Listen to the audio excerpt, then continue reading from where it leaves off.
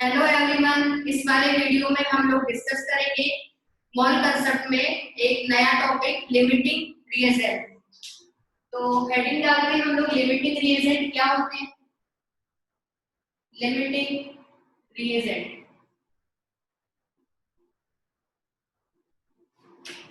And are. Last वाले video में मैंने आप लोगों को पढ़ाया था कि स्टोइकोमेट्री क्या होती है ना।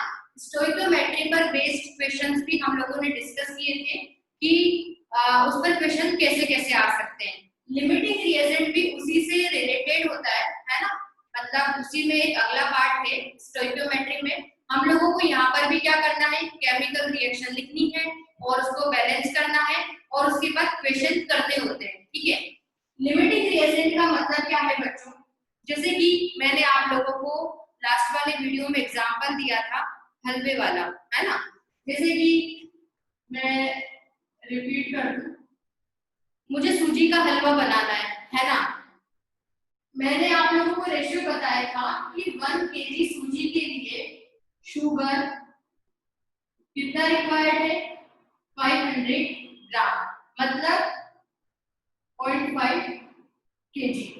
ठीक है बच्चों, ये जब हम हलवा बनाएंगे तो इसका इतना अमाउंट लगेगा और इसका इतना अमाउंट लगेगा, तब जाकर हमारा हलवा बनकर तैयार होगा।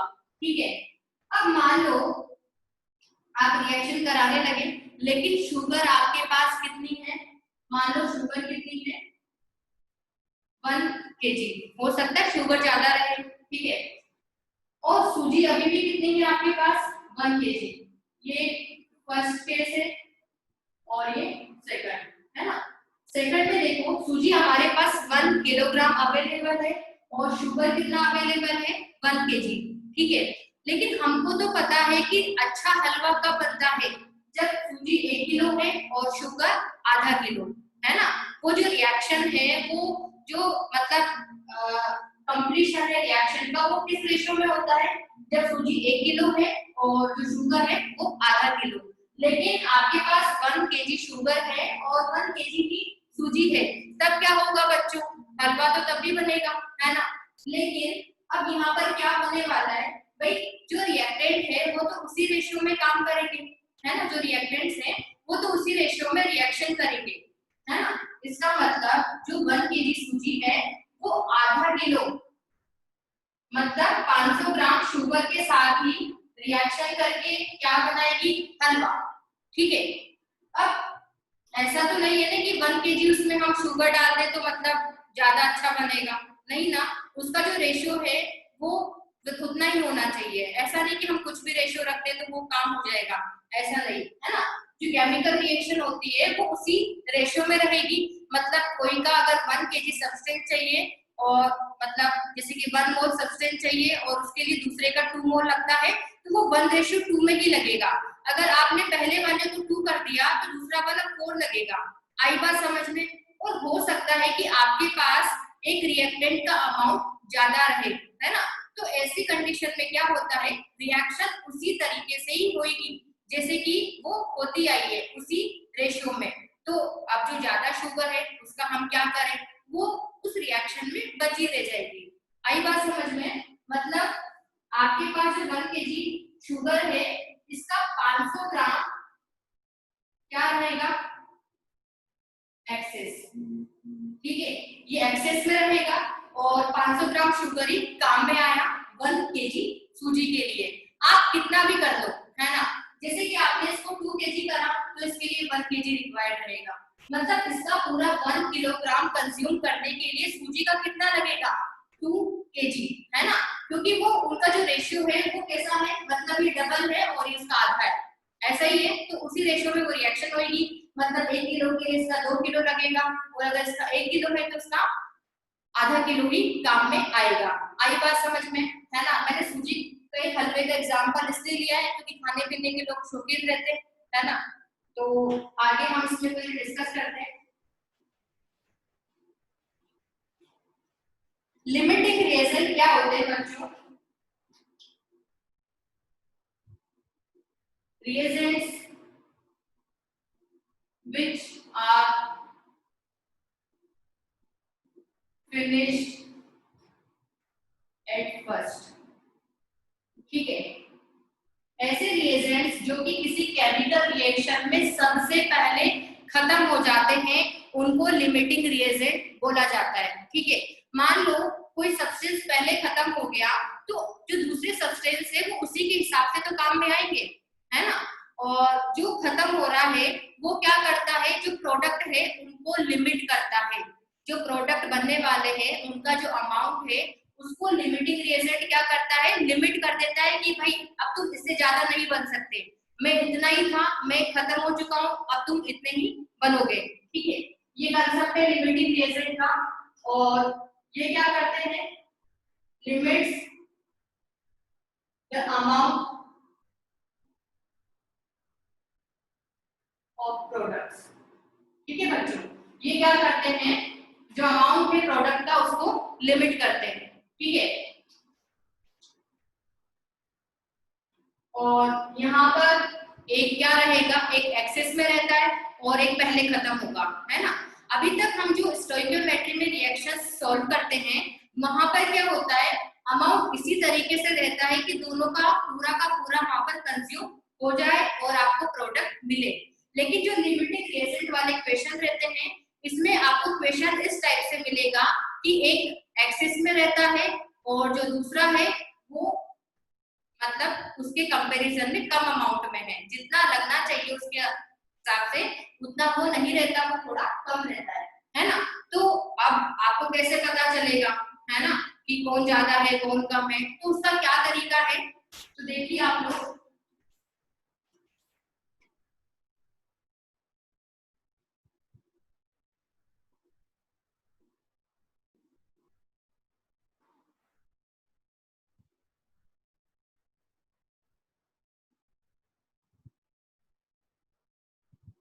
हम सबसे सिंपल सा एग्जांपल ले लेते हैं, कार्बन की रिएक्शन ऑक्सीजन से हो रही है और कार्बन डाइऑक्साइड वहां पर ऑक्टेट हो रहा है, ठीक है।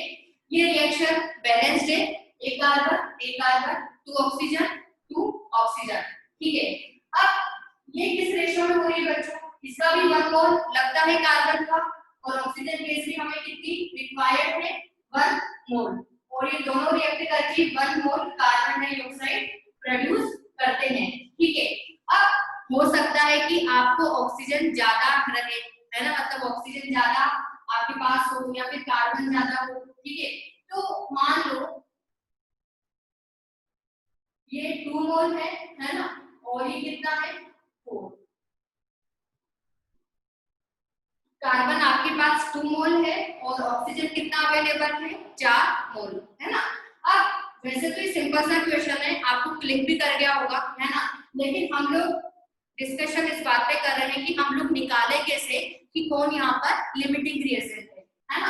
तो सबसे पहले बच्चों आपको जो गिवन मोल दिया जाएगा, नंबर ऑफ मोल्स जो रहेंगे गिवन, उसमें आपको क्या करना है, जो स्टोइकियोमेट्रिक कोएफिशिएंट्स होते हैं ना, यहाँ पर तो हालांकि 1 1 है ना, हो सकता है कहीं पर 2 रहे कहीं पर 3 रहे, वो तो बैलेंस करने के बाद ही आते हैं, है ना।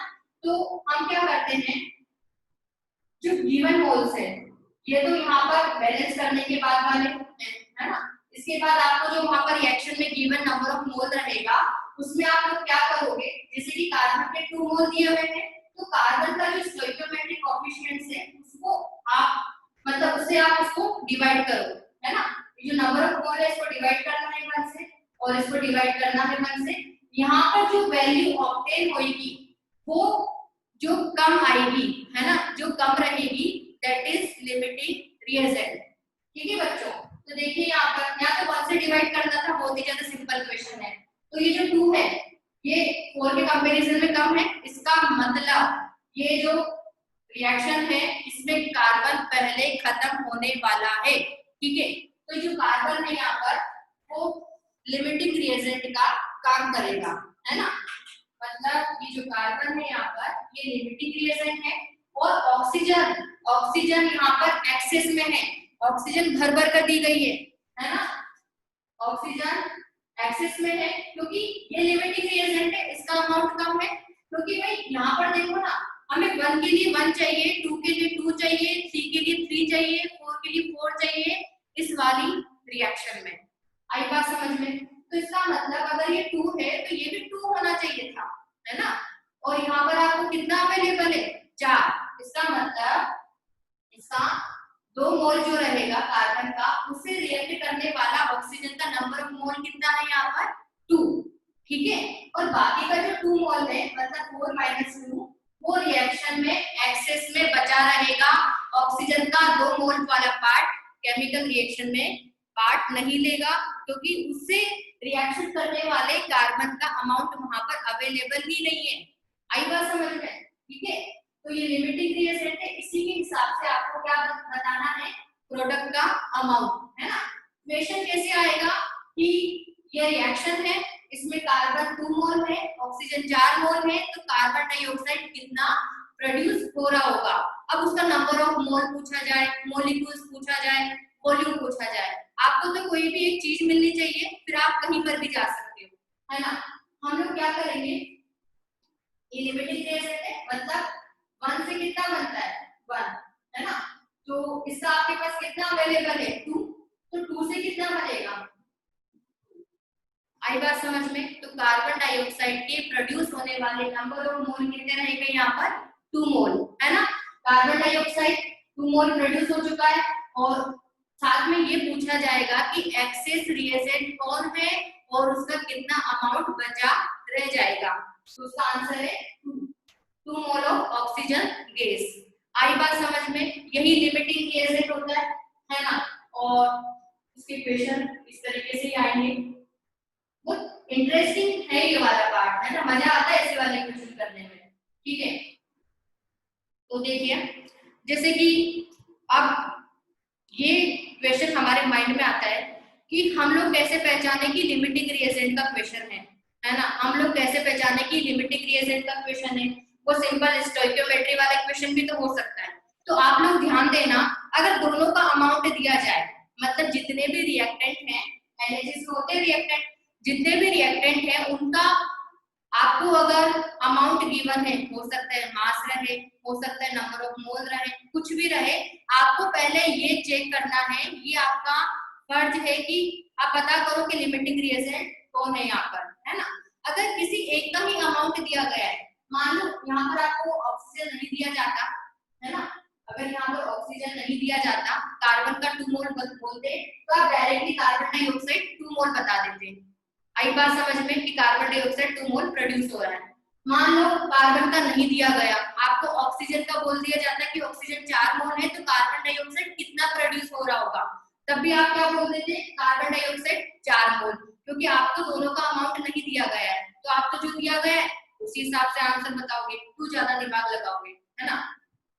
तो इसी टाइप से क्वेश्चन आते हैं, ध्यान रखिए, जब भी सभी का अमाउंट गिवन रहे रिएक्टेंट का, तो आपको पहले एलआर वहां पर फाइंड आउट करना होगा कि एलआर कौन है, कौन रिएक्शन में पहले खत्म हो रहा है, क्योंकि जो प्रोडक्ट है उसका अमाउंट उसी पर डिपेंड करेगा, क्योंकि इसके बाकी के जो 2 मोल है वो तो कार्बन से रिएक्शन करने के लिए, वहां पर कार्बन है ही नहीं इतना, तो वो तो काम नहीं आएगा। तो जो कार्बन डाइऑक्साइड का अमाउंट है वो कार्बन पर ही डिपेंड करेगा, ठीक है। ऐसा मत कर देना कि 4 मोल ऑक्सीजन है तो 4 बनेगा, है ना, तो आंसर गलत हो जाएगा। ये लिमिटिंग रिएजेंट का क्वेश्चन है। अब इसके बाद हम कुछ क्वेश्चन डिस्कस करते हैं लिमिटिंग रिएजेंट वाले।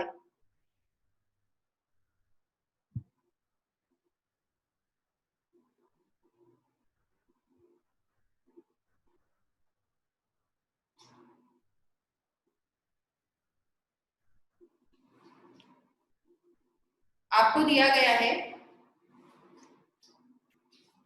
एक रिएक्शन है, reaction 2p plus q,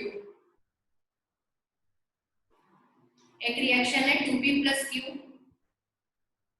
gives r।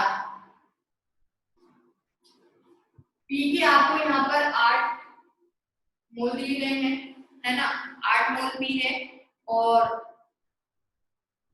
5 मोल q है। q के कितने हैं, 5, ठीक है। अब यहाँ पर आपको r का अमाउंट बताना है कि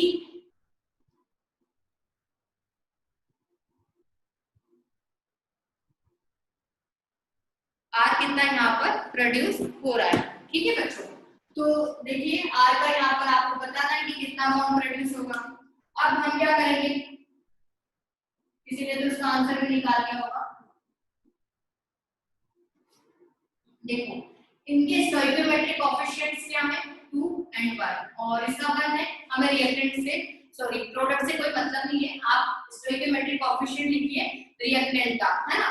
ये बैलेंस्ड है, PQR में दिया जाए XYZ में दिया जाए, अगर बैलेंस केमिकल इक्वेशन बोल दिया तो आपको ज्यादा दिमाग नहीं लगाना, जो कोएफिशिएंट्स है वही स्टोइकियोमेट्रिक कोएफिशिएंट्स है। अब आप यहाँ पर LR फाइंड आउट करोगे, तो P के कितने मोल दिए गए हैं 8, है ना, और इसको आपने डिवाइड करा, इसकी कोएफिशिएंट से 2 आया, इसमें 5 को आप डिवाइड करोगे 1 से, ये कितना आ रहा है 4, और ये कितना आया 5। तो इसमें जो कम रहेगा, इसमें जो कम रहेगा वो लिमिटिंग रिएजेंट है। आई बात समझ में। तो जो 4 है मतलब P यहाँ पर लिमिटिंग रिएजेंट है, तो R का जो अमाउंट है वो किस पर डिपेंड करेगा, P पर। अब बस आपको क्या करना है, 2P plus Q gives R, मतलब इसके अगर 2 मोल होते हैं तो ये 1 मोल प्रोड्यूस होता है, 2 से 1 प्रोड्यूस होता है, तो 4 नहीं 8, इससे मत कैलकुलेट कर देना, ये तो हमने यहाँ पर ये पता करने के लिए किया है कि LR कौन है ना, लिमिटिंग रिएजेंट कौन है, इसलिए हमने किया है। तो देखिए 2 से 1 तो 8 से कितना 1/2 into 8, 4 मोल ऑफ R, ठीक है बच्चों। तो R के कितने मोल प्रोड्यूस होंगे 4। और भी क्वेश्चन कर लेते हैं हम।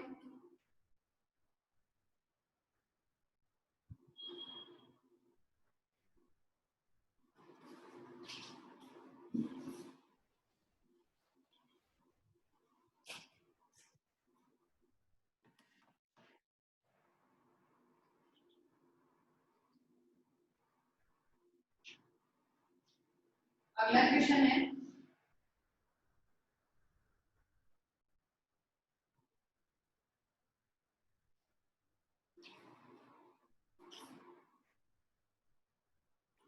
Four gram of hydrogen, 4 gram of hydrogen is ignited with 4 gram of oxygen. The amount of water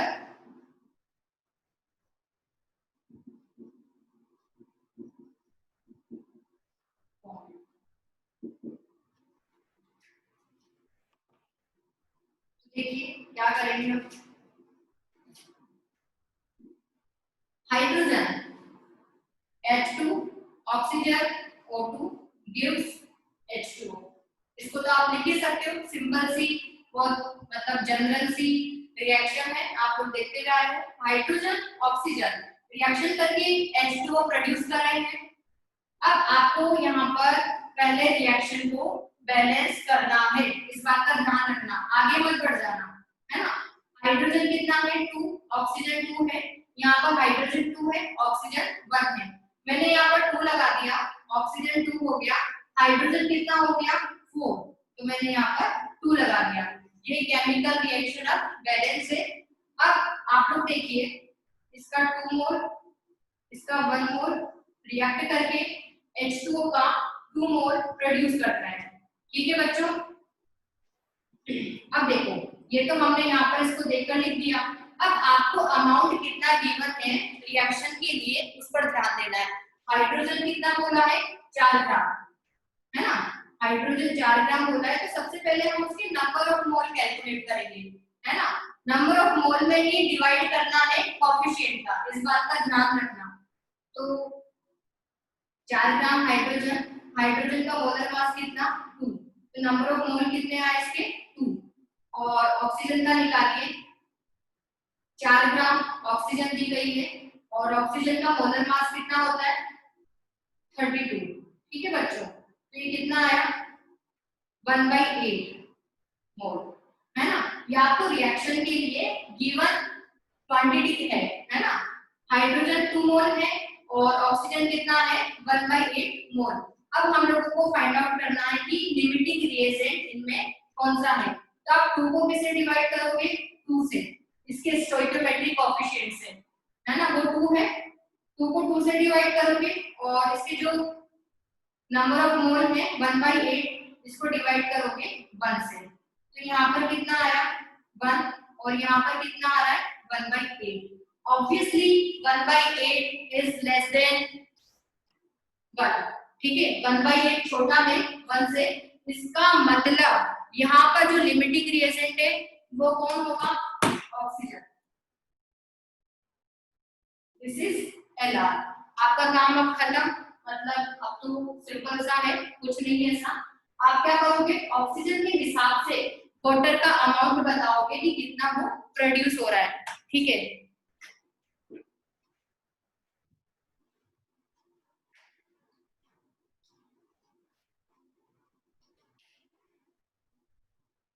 तो देखिए 2 हाइड्रोजन, ऑक्सीजन 2 H2O, ठीक है, 2 मोल, ये 1 और ये 2।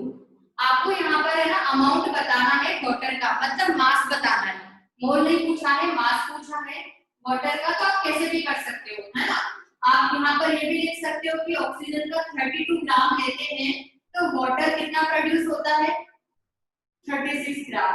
आई बात समझ में। मास एनालिसिस भी लगा सकते हो या फिर मोल वाला एनालिसिस भी लगा सकते हो। 1 मोल से कितना प्रोड्यूस होता है 2 मोल, है ना। तो आपके पास कितना गिवन है ऑक्सीजन का 1/8, है ना। तो 1/8 से कितना प्रोड्यूस होगा, कितना आ रहा है 1/4 मोल, है ना। बस अब यहाँ पर क्या करना होगा आपको, मोल से किस पर जाना है मास पर, तो इसके मोलर मास से आप मल्टीप्लाई करोगे। तो 1/4 इंटू वाटर का मोलर मास कितना होता है 18। 36 से मत कर देना, 36 से नहीं करना, मोलर मास से ही करना है ना, क्योंकि मोल हम लोगों को पता लग चुके हैं वाटर के 1/4 प्रोड्यूस होने वाले हैं और मास निकालना है, तो हमने कर दिया 18/4। तो ये 2 और ये 9 कितना आ रहा है 4.5 ग्राम H2O, ठीक है बच्चों। इसी टाइप से क्वेश्चन करते हैं। वाटर का मास हम लोगों को पता लग चुका है, लिमिटिंग रिएजेंट पता लगने के बाद आपको प्रोडक्ट का अमाउंट Lr वाले से ही बताना है, इस बात का ध्यान रखना। और इसमें अगर एक क्वेश्चन ऐसे रहे कि एक्सेस में कौन है और उसका अमाउंट कितना है, ठीक है, इसमें आपसे साथ में ये पूछा जाए कि एक्सेस रिएजेंट विच वन, और उसका अमाउंट भी साथ में पूछा है कि वो कितना वहां पर अनरिएक्टेड पड़ा हुआ है, अनरिएक्टेड ऐसा पार्ट किसका है और कितना है, ठीक है। तो देखो इसका तो पूरा का पूरा काम आ गया, ऑक्सीजन तो पूरा का पूरा खपत हो गया उसका, है ना, क्योंकि ये तो पहले ही खत्म हो रहा है, बचा कौन रहेगा हाइड्रोजन, ठीक है। तो आप लोग क्या करोगे इसमें देखिए आगे 1 mole of oxygen react with कितना 2 मोल ऑफ हाइड्रोजन, ऐसा आप यहाँ पर देखकर बोल सकते हो, ठीक है। ऑक्सीजन का 1 मोल हाइड्रोजन के 2 मोल से रिएक्ट करता है, लेकिन ऑक्सीजन का नंबर ऑफ मोल कितना है आपके पास 1/8, तो 1/8 से रिएक्ट होने वाले हाइड्रोजन का मास आप लोग कैलकुलेट कर लो, नंबर ऑफ मोल, है ना, कितना आया 1 मोल ऑक्सीजन के लिए 2 मोल हाइड्रोजन लगता है, तो 1/8 मोल ऑफ ऑक्सीजन के लिए हाइड्रोजन का कितना मोल रिएक्ट करेगा, ठीक है। तो कितना आ रहा है बच्चों 1/4 मोल ऑफ हाइड्रोजन, ठीक है। अब आप लोग देखिए आपके पास नंबर ऑफ मोल कितना अवेलेबल है, कितना अवेलेबल है 2, हाइड्रोजन के 2 मोल अवेलेबल है है ना, और काम तो कितने आए हैं, काम आए हैं 1/4। इसका मतलब जो अनरिएक्टेड, जो यहाँ पे लिख देती हूँ, अनरिएक्टेड हाइड्रोजन इक्वल्स टू कितना आएगा 2 माइनस 1/4, तो कितना हो गई 7/4 मोल ऑफ हाइड्रोजन। ठीक है, 2 मोल में से आपने 1/4 माइनस कर दिया तो कितना आएगा 7/4 मोल ऑफ हाइड्रोजन। अब हो सकता है इसमें आपसे मास पूछा जाए, तो मास के लिए क्या करोगे 7/4 इंटू हाइड्रोजन का मोलर मास कितना होता है बच्चों 2 ग्राम पर मोल। तो आपने इसको से काटा, मर गया इससे ये। ठीक है, कितना आ रहा है 7/2 और ये कितना बन जाएगा 3.5 ग्राम आंसर। ठीक है, तो इसी टाइप से आपको डिफरेंट डिफरेंट वेराइटीज मिलेगी इस वाले पार्ट में, लिमिटिंग रिएजेंट में, है ना। आप लोग अच्छे से इस पर कमांड कीजिए, सारे क्वेश्चन मतलब बनेंगे जब आप अच्छे से इसको पढ़ोगे, कंसेप्ट समझोगे कि क्या करना है क्या नहीं करना है, तो सारे क्वेश्चन बनेंगे। बहुत इंटरेस्टिंग और सिंपल सा पार्ट है ये मोल कंसेप्ट का। ठीक है, इस पर क्वेश्चन भी पूछे जाते हैं। आगे वाले लेक्चर में हम लोग कुछ नया पढ़ेंगे, हो सकता है कंसंट्रेशन टर्म्स हम लोग डिस्कस करें। ठीक है बच्चों, थैंक यू।